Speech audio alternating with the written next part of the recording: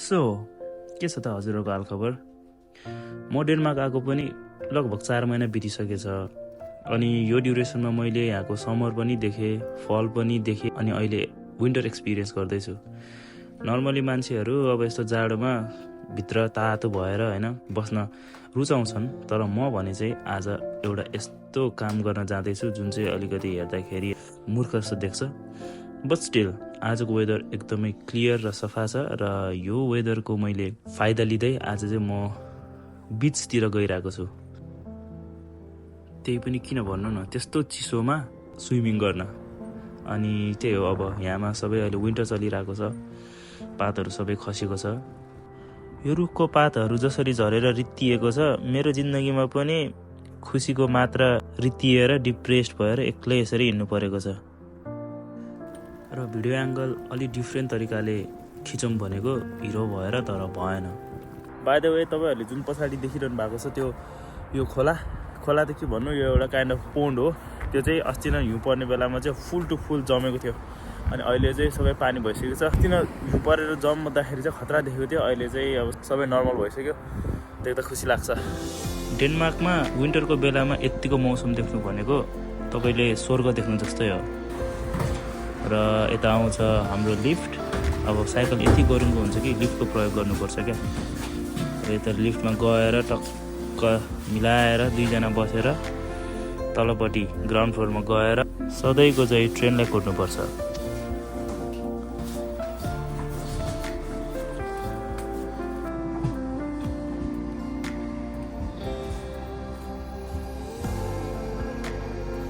डेनमार्कमा यो साइकलको कल्चर चाहिँ एकदमै राम्रो छ। प्रायः सबैसँग एउटा न एउटा साइकल चाहिँ हुन्छ। आइरन न यो खैरेहरूले यता यसरी दिउँसै किन पटेको पर्दैन, तर मेबी उनीहरूको आफ्नो वे अफ सेलिब्रेसन हुनसक्छ। तर मलाई चाहिँ मजा आएको थियो हेरेर। एज युजल अब ठ्याक्कै म चाहिँ उयो पछाडिपट्टि जुन ठाउँ छ नि हो, त्यता चाहिँ मेरो ट्रेन आउँछ। अब हामी फेरि त्यो ट्रेनमा चढ्नेवालामा छौँ। अनि अलिअलि पत्रकारिता गरौँ भनेर यसो नाटक गरेको। हुन पनि नेपालमा कहिले ट्रेन नचढेको र नदेखेको बानीले पनि होला, ट्रेन चढिसकेपछि अब यस्तो एङ्गलबाट भिडियो खिच्नको लागि चाहिँ अलिक मजा आउने, त्यस कारणले चाहिँ मैले पनि खिचिहालेँ। सो म चाहिँ आइपुगेको छु हेलेरप, जुन चाहिँ मेरो ठाउँ काम गर्ने ठाउँ हो। अनि लकिली आज चाहिँ थोरै भए पनि घाम लागेको छ, एन्ड अलिकति तातो हुन्छ कि भनेको, तर यस्तो चिसो हावा लागिरहेको छ यता। अब यो घामको महत्त्व नै छैन क्या। अबको केही बेरमा चाहिँ म डाइरेक्ट समुद्रमा हाम फाल्न जानेवालामा छु। Let's go guys. र म चाहिँ अस्ति नै त्यो ठाउँमा गएर पनि हेरिसकेको थियो क्या होइन। अनि त्यसपछि खैरेहरू 2-4जना पागल हुन्छन् मै जस्तो। सायद उनीहरूलाई पनि अब हुन्छ नि यस्तो चिजहरू, अनयुजुअल चिजहरू गर्न मनपर्छ होला। अनि अस्ति नै म जाँदाखेरि क्या जाडो थियो क्या, योभन्दा पनि जाडो थियो। त्यो पनि खैरेहरू त्यहाँमा नुहाइरहेको थियो। तर मलाई के कुरा चाहिँ क्रिन्ज लागिरहेको थियो कि यस्तो जाडो छ, म सक्ने हो कि होइन जस्तो चाहिँ लागिरहेको छ। बट स्टिल म चाहिँ गर्नेवालामा छु। तपाईँहरू हेरेर इन्जोय गर्नु होला।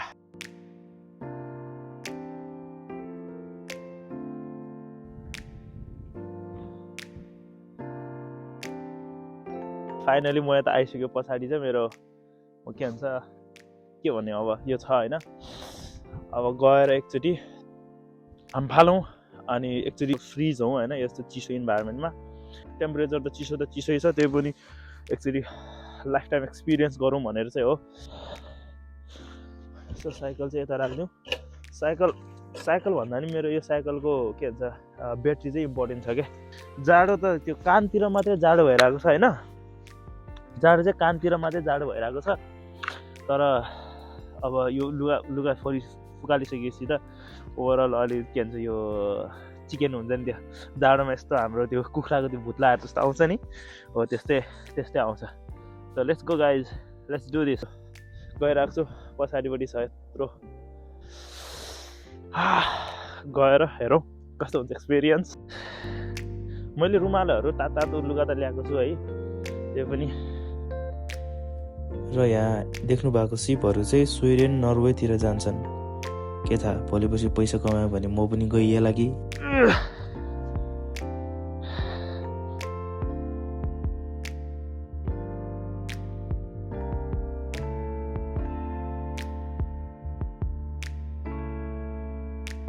अलराइट गाइज, अब चाहिँ म छिन लागेको छु.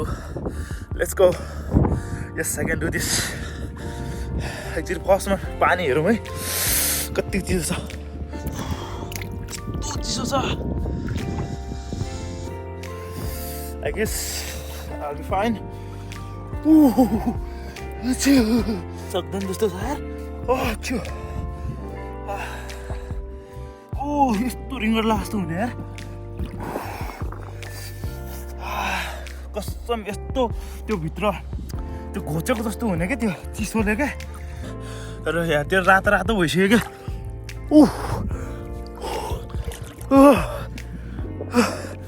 ल तपाईँ देख्नु यस्तो.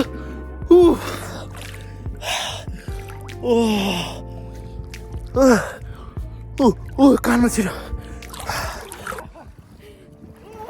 र यो पोइन्टमा मलाई यति धेरै चिसो भइरहेको थियो कि जिउभरि करेन्ट लागे जस्तो फिल भइरहेको थियो. तर त्योभन्दा बढी मलाई के कुराले खुसी बनाइरहेको थियो भनेदेखि मैले मनमा सोचेको कुरा मैले आज पुरा गरेको थिएँ. अनि यस्तै सानो सानो खुसीहरूले नै हो यो नयाँ देश, नयाँ ठाउँ र नयाँ सहरमा अझै पनि धेरै मेहनत गर्न हौसला दिइराख्ने. भित्र के भन्छ जिउमा करेन्ट हुन्छ नि, करेन्टले यो भास्तो हुने क्या यस्तो चिसोले. अझ म लुगा लाउँछु, फाडिहाल्छु.